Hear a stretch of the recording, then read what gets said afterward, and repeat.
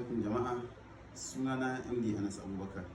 Ni ne mai ɗaukar nauyin shirin fim ɗinmu mai dogon zango wato zaɓin so.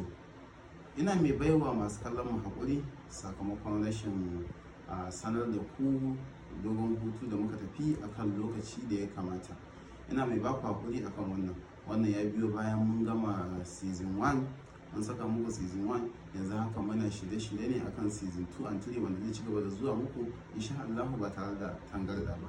Sannan ina mai farin cikin sanar da ku shine a wannan shirin namu da za mu ci gaba da shi zaɓin so wato season 2 and 3 zai kasance mai dogon lokaci, kuma sannan mun ƙara inganta shirin ta yadda zai ƙayatar da ku masu kallon mu.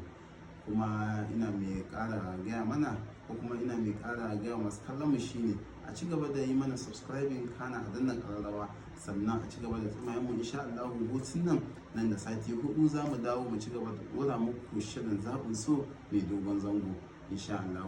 Mun gode.